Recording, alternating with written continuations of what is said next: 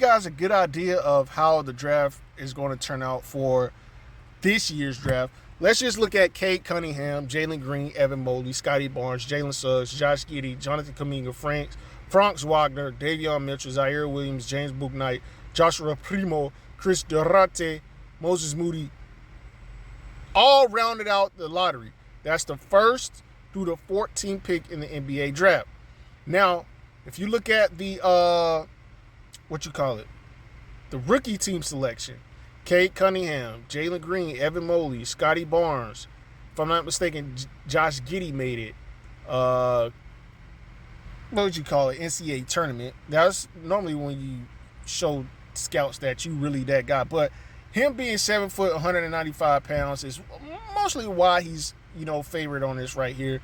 But also, if you look at his strengths, 4 stars for defensive rebounding. And you got to see, I don't have to read everything off. The weaknesses that he has is his offensive rebounds, which if you want to stay on the floor in the NBA, you're going to have to grab some offensive rebounds if you're 7 foot, 195 pounds, especially.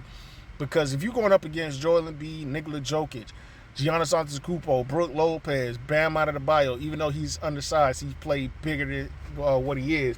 You got Al Horford, who's coming back, I think, next year. He's getting older.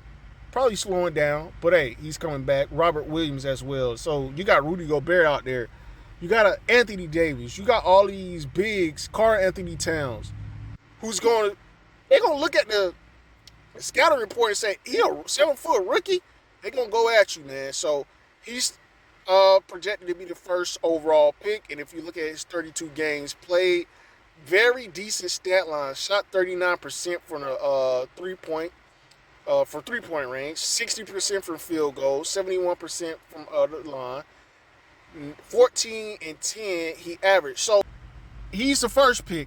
Second pick projected, Jabari Smith, Auburn freshman, 6'10", 210 pounds. Let's see his per 36 minutes. 21 and 9. Is it better than 18 and 13? 21 and 9. I would say 18 and 13 is better than 21 and 9. But hey, they kind of the same. I mean, power forward center position, 16.7 rebounds. So Chet had a better season in terms of per game averages. But he played 2 more games, averaged a better 3-point percentage, averaged a better free throw percentage. But his field goal percentage is what's hurting him. 20% less than Chet, and they're almost the same height. He's like 15 pounds heavier, it looks like. So with that being said, we move on to number. Oh yeah, you guys saw his strengths and weaknesses. Hopefully you did. If you did, hey, pause that video, my guy. Paolo Banchero, the overall most skilled player I'm hearing, but he has so many weaknesses. Look at this, bro. I guess for his position, that's crazy because Chet only had 2 weaknesses. You guys saw it. Offensive rebounds, field goal percentage. Let's see his PR, not PR, but per 36 minutes in his per game averages 17 and 7, 18 and 8. But people swear he's the overall skilled. Now let's see his March Madness stats.